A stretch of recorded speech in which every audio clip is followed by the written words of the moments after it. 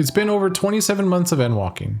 So what do I think? But more importantly, how do I feel about the latest expansion to the game I love most? I recently completed the final MSQ for Final Fantasy XIV's Endwalker, and now I think is the right time to talk about how it performed. Before we get into exactly what my thoughts and feelings are about Endwalker, let's take a look and see what it actually promised us. But before we get to that, a quick reminder. The channel is rapidly approaching its first 1,000 subscribers. A free and easy way to support the channel and help it grow is to subscribe. So if you haven't already, go ahead and give it a click. Endwalker was released on December 7th, 2021.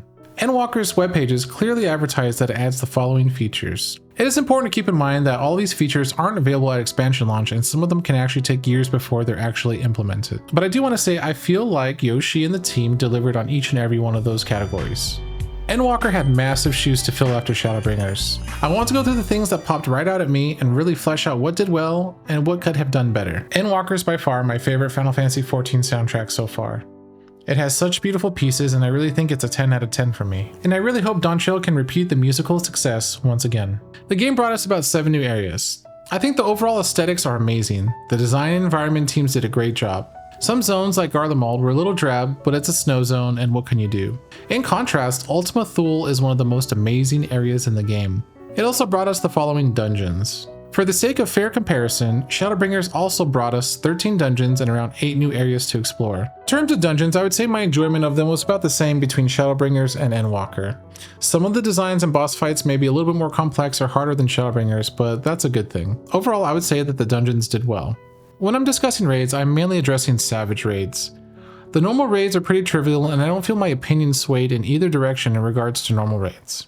I will in all honesty say that Endwalker raids were a little harder, but not as enjoyable. I really love the Shadowbringers raids, and I think it had something to do with the themes.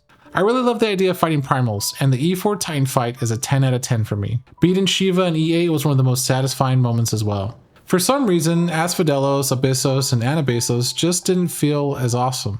The mechanics seemed more annoying than fun, and I felt like I was being put through an exercise rather than an adventure. Again, this is just my feelings, and I'm sure many of you feel differently, so please feel free to share in the comments below. This is where things got a little ugly. I'm going to avoid spoiling the story, but coming from Shadowbringers, I feel Endwalker came up short.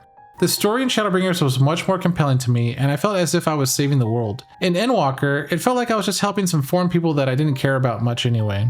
In a way, it reminds me somewhat of how Stormblood played out. I wanted to touch on this briefly as well. It felt for some reason that Shadowbringers' balance was slightly better, but overall, Endwalker seems to have landed in a pretty decent spot. I think most all of the jobs and the rotations feel complete and enjoyable. Astro and Dragoon are slotted for an overhaul, and those are actually the two I feel are most clunky. Endwalker did bring us Explorer mode. I never use it, probably never will, but that's something that they added, and that's great. Island Sanctuary I feel was a very nice addition for some, but overall it felt very chore-oriented. It's almost as if they added Farmville content to Final Fantasy XIV. It doesn't hurt, but it really seemed more like chores to me.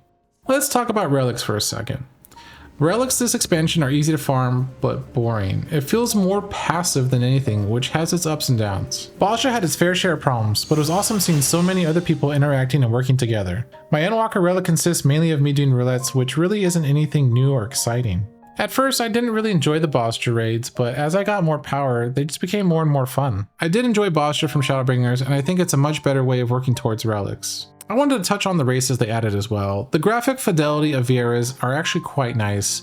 It ain't for me, but I think they look better than all the other races when comparing shading, pixelation, and everything else. Their major downfall is the clipping and an inability to use a large amount of the headgear still. With the jobs added this expansion, we got Reaper and Sage. I think both are great additions. I like Sage personally, and Reaper is just okay in my opinion, but that's just personal taste. Both of these jobs are aesthetically pleasing and present their own feel. Sage is actually my favorite healer at the moment. Reaper does have that Final Fantasy XI Dark Knight feeling, so those of you who played, I'm sure you can see some similarities. You know what, I'm sad to say, but Endwalker was a much lonelier expansion for me. In Shadowbringers, I had 2 friends I've been playing with for like 9 years, my little brother and my wife. We all did Savage raiding together, and not having those people with me really made this expansion just feel not at home. Still, Endwalker is by no means a failure. I also don't see it as a massive triumph. Endwalker did its job. It closed the Zodiark and Hydaelyn's story arc. I feel like that's all it did though. And I think that's where I don't feel as connected to the game this expansion. It feels as if closing the story arc was Endwalker's sole purpose. It's just my opinion, and I'm sure many of you feel completely different. And by all means, feel free to share as well. Guys, I want to wrap up by saying I'm very excited for Dawntrail, and for me, things are looking up in Final Fantasy XIV. I want to thank everyone for watching, and if you haven't subscribed already, please consider doing so, and I will see you next time.